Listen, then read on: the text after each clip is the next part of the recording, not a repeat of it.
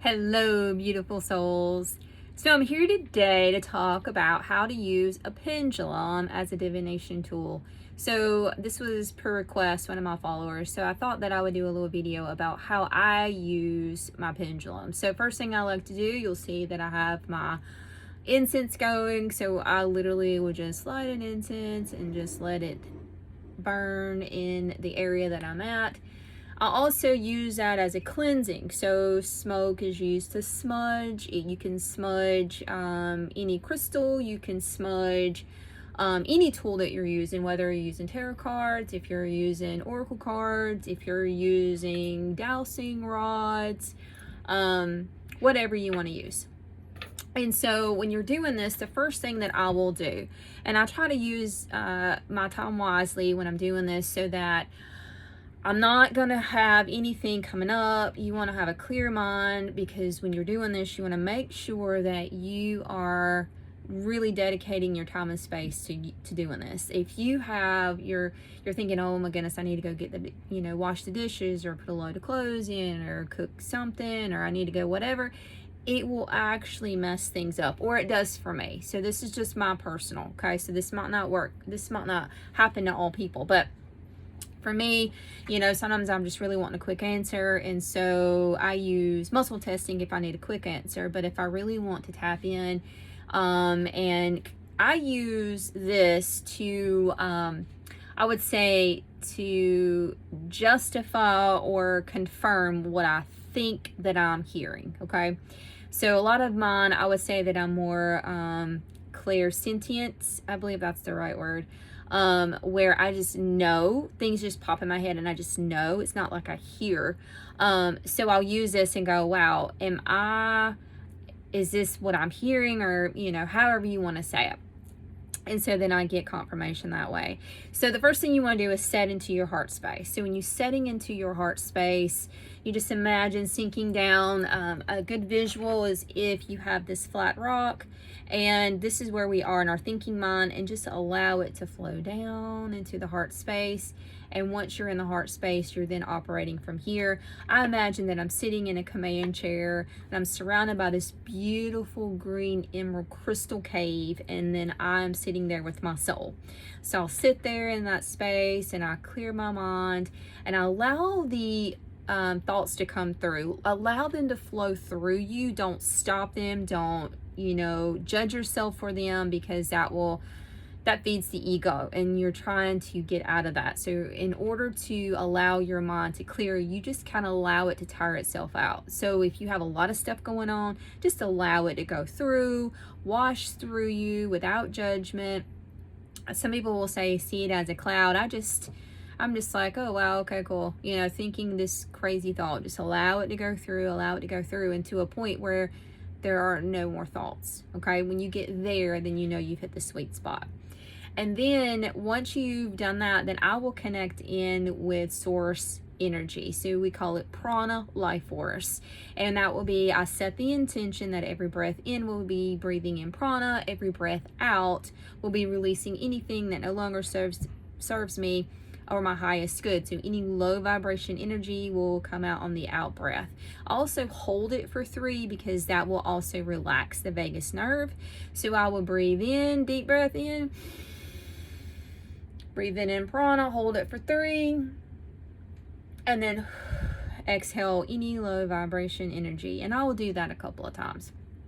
And then once I do that, then I, again, releasing all of that negative energy, then I will actually have a little saying with my pendulum.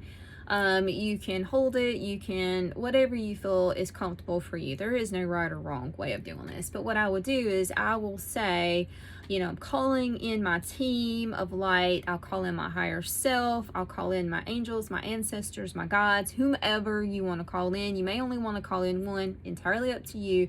But make sure that you're saying of the light.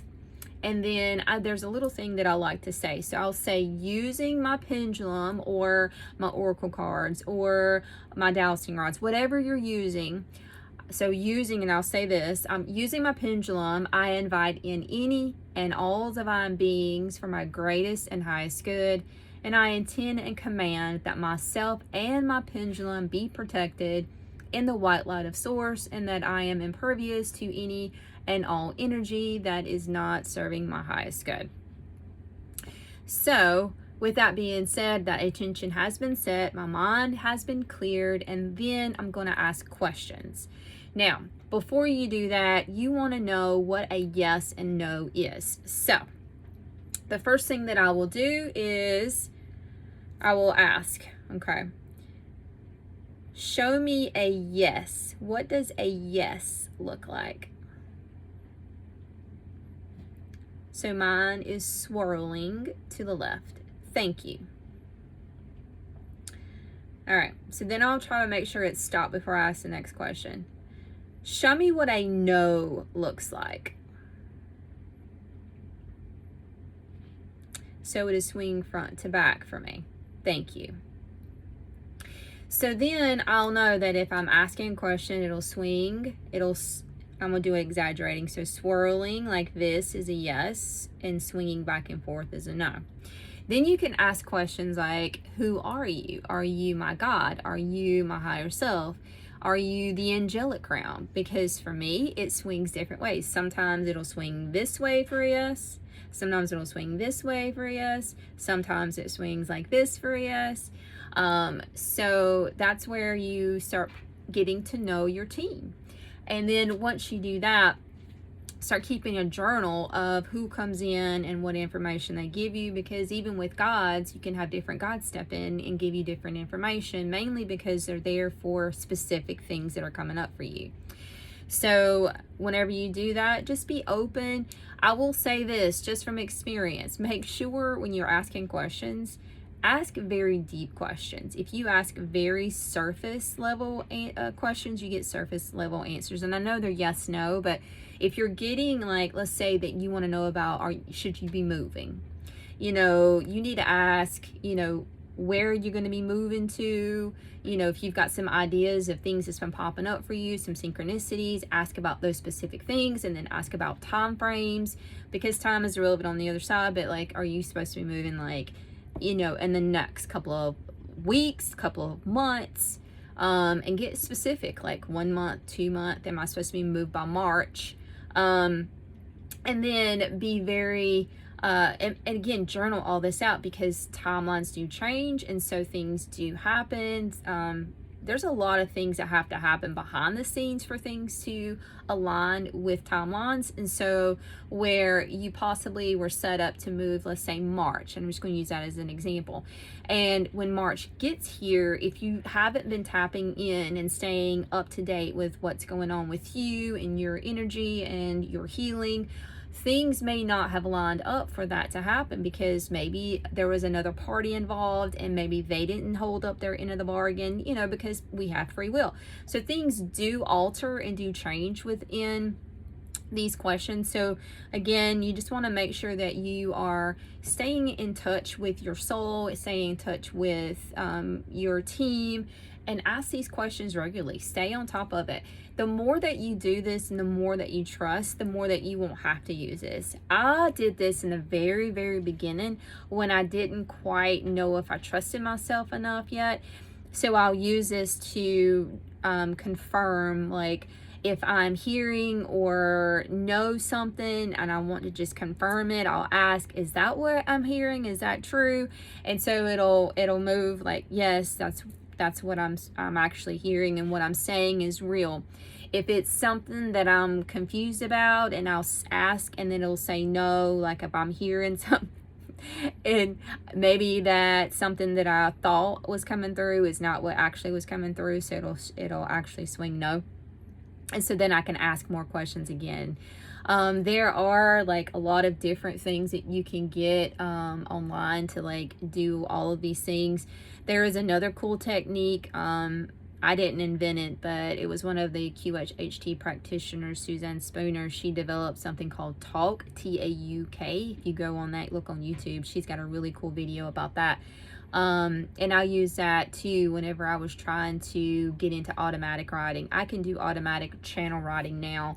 It just takes practice. It's a muscle that we haven't used, and so the more that you use it, the better you get. And the more that you even do with the pendulum, the more you're going to notice that you don't need it. So it's a great tool to use for confirmation, but don't use all of that energy there. It's a great starting point, but eventually your goal is to start being very intuitive with your energy and tapping in and listening, because you may not always hear, you may not always just know, you may not see.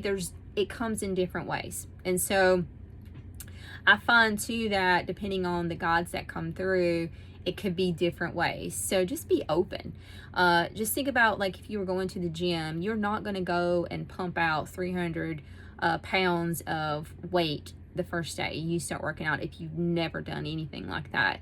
And so it's just like with any of your intuitive gifts, it's a muscle that you have to use, and you have to remember how to use it, especially if you had it when you were little and we got scared about it, or someone told us not to do it, or whatever the reason, so we shut it down. So now we've got to let go of that fear that we've been holding on to for a long time. So once you do that, you let go of that, you can build on that skill. So hopefully that'll help. And I will definitely do some other videos about this with muscle testing. I think that will be great. So I hope this helps. Hope you enjoy. And if you have any other things that you like for me to record and show you how to do, I will be glad to. So just share that in the comments. I love you so much.